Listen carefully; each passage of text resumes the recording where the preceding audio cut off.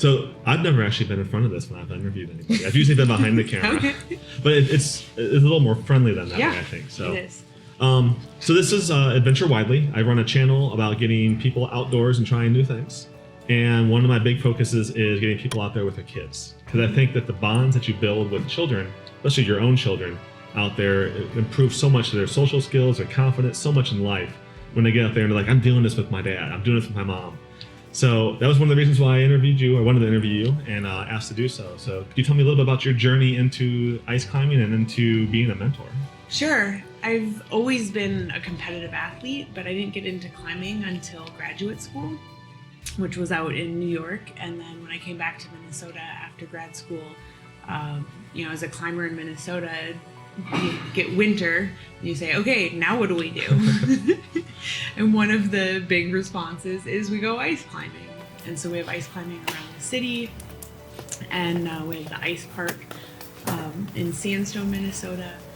And so, yeah, I just got into it and didn't love it the first couple of times, but then I got on some interesting featured ice and met some people that helped me with some technique and just fell in love with it. So I think it's just really fun. The ice is always changing, day to day, week to week, certainly month to month and season to season. It changes so much. So it's just super unique, and it's also easier than rock climbing and more accessible because any place there's ice, you can put your tools and your feet, right? So, you don't have to, go up the cliff just in the place that you have holds or where the gym is giving you holds. So it's more accessible to people. I have found, especially with children and my own, it's one of the great things is taking my daughter's friends with us, because then they get exposed to this too. But outdoors, it's more natural. When you take them into the gym, they're like, okay, only use the green holds, or only use the purple tape. Right. And they get up there and they get a brain lock because they're like, okay, I'm looking for a hold. Which one? I can't use that one. I can't use that one. And they go for the one that's the color on it. And by that time, they're already starting to get the shakes, and they're getting tired because they're putting too much mental energy into what they can't use. Yeah. Where outdoors, it's like, this is natural, especially with ice too. It's like, and you're in there. So yeah, my daughter, her first time was last year, and she loved it up here. Nice. And she got her own set of ice tools for Christmas this year. Nice. And came up once already. So I hope next week, maybe bring her back up again for some more. Yeah, that's exciting. So tell me, you got some tools here you wanted this show. Yeah. So these are speed tools. The Russians actually developed them for aid climbing veins of ice in the Himalaya.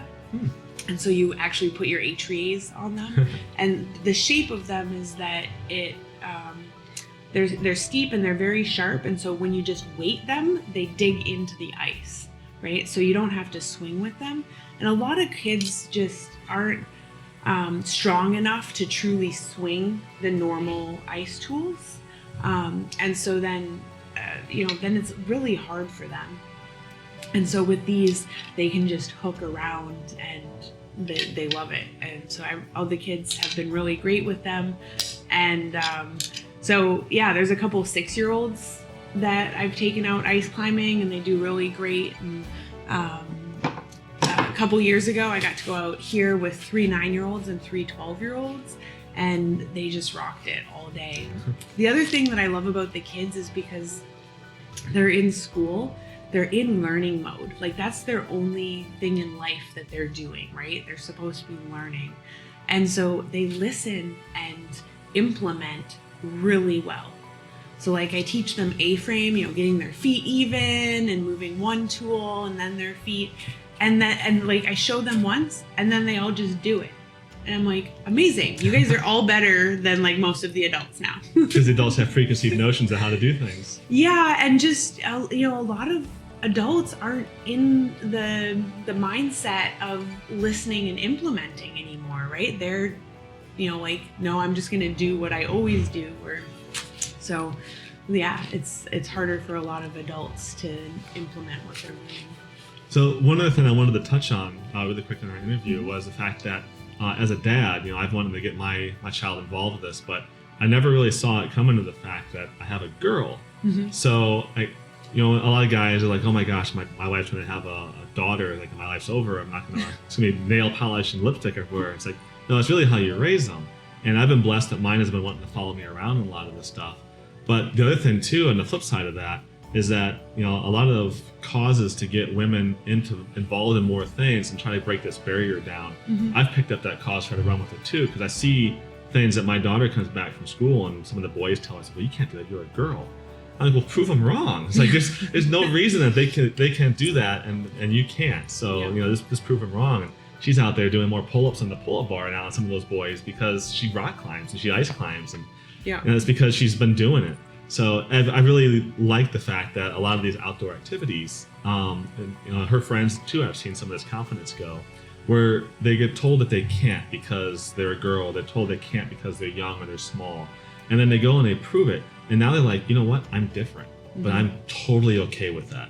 And that's going to be such a huge thing, I think, when they get to high school age. Because most of us were pretty awkward in high school and we didn't feel like we fit in.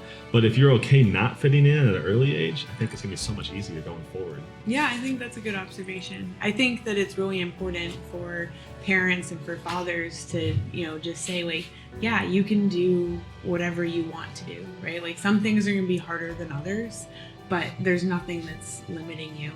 I think there are physiological differences between men and women, right? And like one of those things is like, so women actually have a lower body temperature than men because of our hormonal differences. And actually, I mean, there's a whole range within people, right? But because women generally have significantly less testosterone, they actually have a slightly lower body temperature than men do.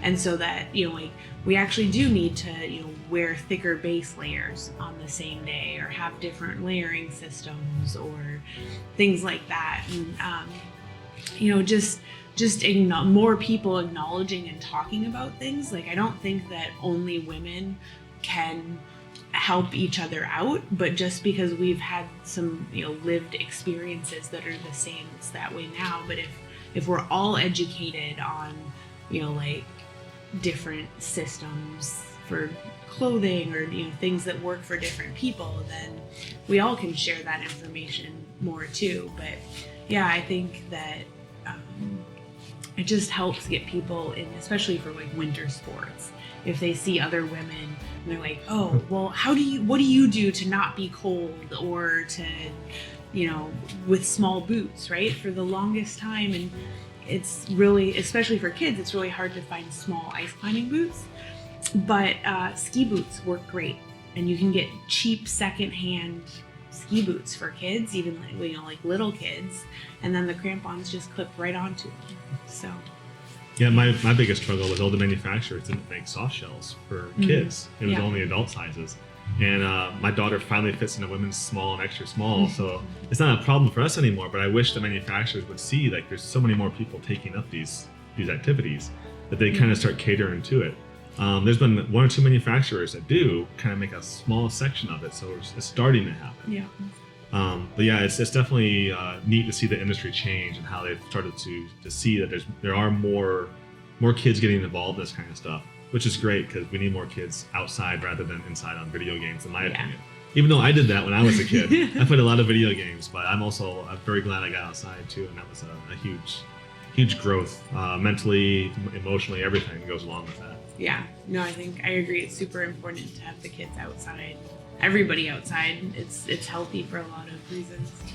Yeah, there was a great panel discussion last night about protecting our winters and trying to make sure that people know, if you're outside and you're active, you're going to see the changes year after year, and all those voices start to sound for a good cause. Yeah, it's true. So while you have an audience, even though my audience is small, is there anything else you'd like to say out there about getting either adults or kids involved? I mean, I think that it's just super important to spend time outside no matter what the activity is. And, some kids really resonate with the more